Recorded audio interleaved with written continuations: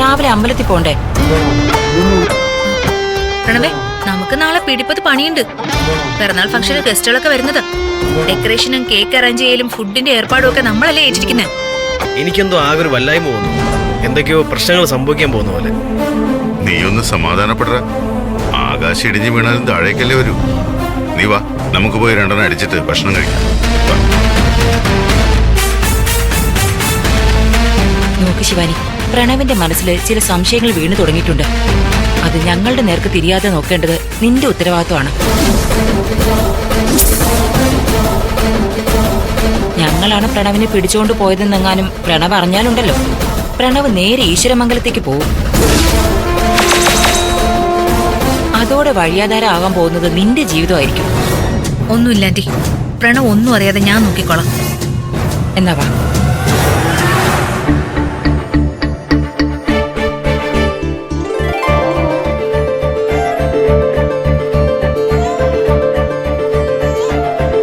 അല്ല, ഇന്നെന്താ നീ തനിച്ചു കഴിക്കാൻ വന്നേ? നിധി എവിടെ? നിധി ഒരു ബർത്ത്ഡേ ഫംഗ്ഷൻ പോകാനായിട്ട് ഒരുങ്ങുക. ബർത്ത്ഡേ ഫംഗ്ഷനോ? അവള് തനിച്ചു പോന്നോ? അതെന്താ നീ പോന്നില്ലേ? ഏയ്, ഞാൻ പോകുന്നില്ല. എന്നെ ക്ഷണിച്ചിട്ടില്ല. നിന്നെ വിളിക്കാതെ അവളെ മാത്രം വിളിച്ച ബർത്ത്ഡേ ഫംഗ്ഷനോ? അതാരുടെ ബർത്ത്ഡേ? വ്യവസായ പ്രമുഖൻ CK ചന്ദ്രബോസിന്റെ ബർത്ത്ഡേ. ഇവളെന്തോന്നാടാ മോനെ പറയുന്നേ? ചന്ദ്രബോസിന്റെ പിറന്നാൾ ആഘോഷത്തിന് ഇവള് പോന്നെന്നോ? അതിന് അയാൾ ഇവളെ ക്ഷണിച്ചോ? ക്ഷണിച്ചിട്ടൊന്നുമില്ല, പക്ഷെ ഒന്ന് പോവാന്ന് കരുതി. കണ്ടില്ലേ, ഞാൻ ഗിഫ്റ്റ് ഒക്കെ വാങ്ങി വെച്ചിട്ടുണ്ട്.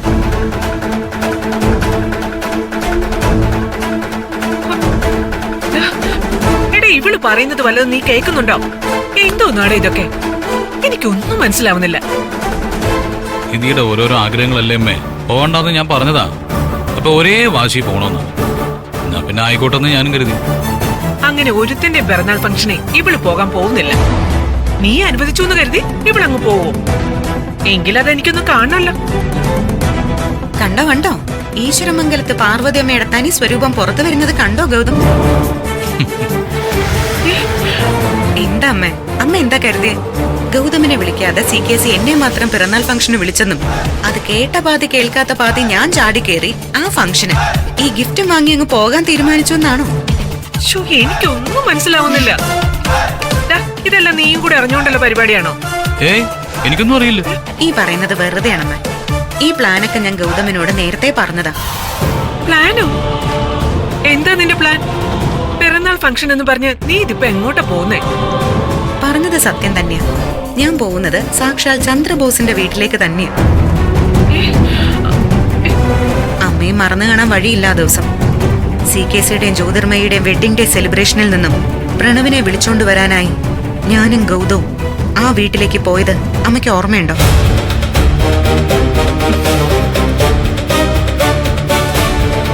അന്ന് ക്ഷണിച്ചു വരുത്തിയ അതിഥികൾക്ക് മുൻപിൽ വെച്ച് നിനക്ക് നിന്റെ അച്ഛൻ ആരാണെന്നും അമ്മ ആരാണെന്നും അറിയാമോ എന്ന് ചോദിച്ച് ഗൗതമിനെ അയാൾ അപമാനിച്ച് ഇറക്കി വിട്ടപ്പോ അയാൾ തകർത്ത് കളഞ്ഞത് ഈ പാവം മനുഷ്യനെയോ? എന്റെ ഗൗതമിനെ പൊതുജന മധ്യത്തിൽ വെച്ച് അപമാനിച്ചവനെ ഞാനങ്ങ് വെറുതെ വിടുമെന്നാണോ അമ്മ കരുതിയിരിക്കുന്നത്? അതുപോലൊരാഘോഷം, അതുപോലെ തന്നെ ക്ഷണിക്കപ്പെട്ട അതിഥികൾ, അവിടെ വെച്ച് അതേ ഇടത്ത് വെച്ച് എനിക്ക് ആ ചന്ദ്രബോസിനെ കൊണ്ട് എന്റെ ഗൗതമിനോട് മാപ്പ് പറയിപ്പിക്കണം. മോളെ, അതൊക്കെ നടക്കുന്ന കാര്യമാണോ? അറിയാലോ, നീ അയാളുടെ മടിയിലേക്കാ ചെന്ന് കയറാൻ പോകുന്നത്. വേണ്ട, അപകടം. ആവശ്യമില്ലാത്ത പണിക്കൊന്നും പോണ്ട, അത് പ്രശ്നമാവും. പ്രശ്നമാവാൻ പോകുന്നത് എനിക്കല്ല, ആ CKCക്കാ.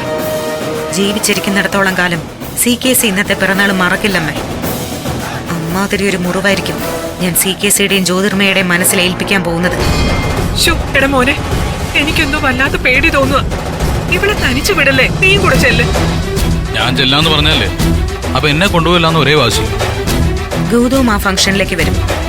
കാരണം CKC മാപ്പ് പറയുമ്പോൾ ഗൗതം അവിടെ ഉണ്ടാവണം. പക്ഷെ CKC ക്ഷണിക്കാത്ത അയാളുടെ തന്നെ ഒരു ഫംഗ്ഷനിലേക്ക് ഈശ്വരമംഗലത്തെ ഗൗതം ഗോപിനാഥ് ചെന്ന് കയറാൻ പാടില്ല. എടാ മോനെ, ഇവള് പറയുന്നതൊന്നും എനിക്ക് മനസ്സിലാവുന്നില്ല കേട്ടോ. സത്യം പറഞ്ഞ എനിക്കും ഒന്നും മനസ്സിലാവുന്നില്ല. നിധി പറഞ്ഞ ഈ പ്ലാൻ എങ്ങനെ വർക്കൗട്ട് ആവുമെന്നും എനിക്കറിയില്ല. വർക്കൗട്ട് ആവും ഗൗതം. CKC തന്നെ ആ ഫംഗ്ഷനിൽ നിന്നുകൊണ്ട് ഗൗതമിനെ അതിലേക്ക് ക്ഷണിക്കും. വെറും ഒരു ക്ഷണമല്ല, എല്ലാ ബഹുമാനത്തോടെയും എല്ലാ അംഗീകാരത്തോടെയും ഗൗതം കൂടി ഈ ഫംഗ്ഷനിൽ പങ്കെടുത്തേ മതിയാവൂ എന്ന് അയാൾ യാചിക്കും.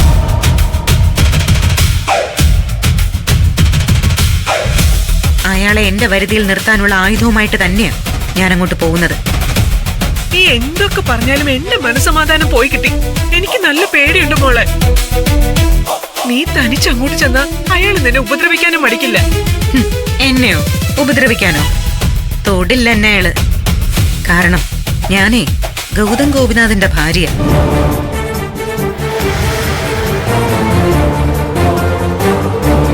എന്റെ ഗൗതമനെ അപമാനിച്ചപ്പോ എന്റെ ഉള്ളിൽ വീണൊരു കനലുണ്ട്. അത് ദിനം പ്രതി ആളിക്കത്തുകല്ലാതെ ഒരു തരി പോലും അടങ്ങിയിട്ടില്ല. ഈ മനുഷ്യൻ പഠിപ്പിച്ചു തന്ന ജീവിത പാഠങ്ങൾ ഉള്ളിലുള്ളിടത്തോളം കാലം തോൽക്കില്ലമ്മേ ഞാൻ.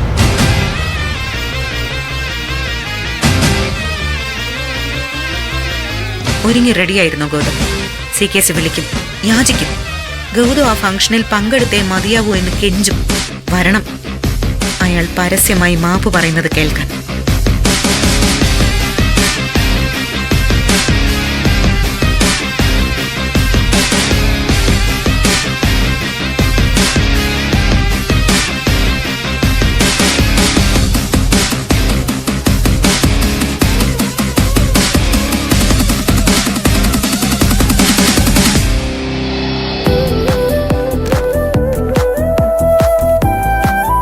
ആഹാ, ഇരിക്കെ. ശിവാനി ഇതുവരെ കണ്ടില്ലല്ലോ, എവിടെ പോയി?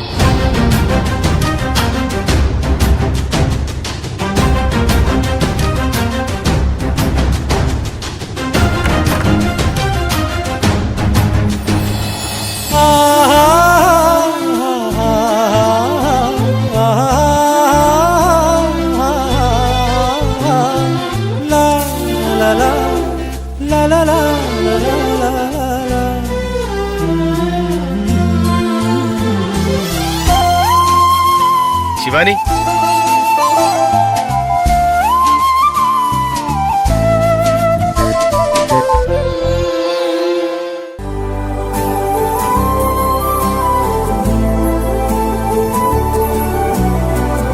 വാ, ഇത് എന്താ ഇത്?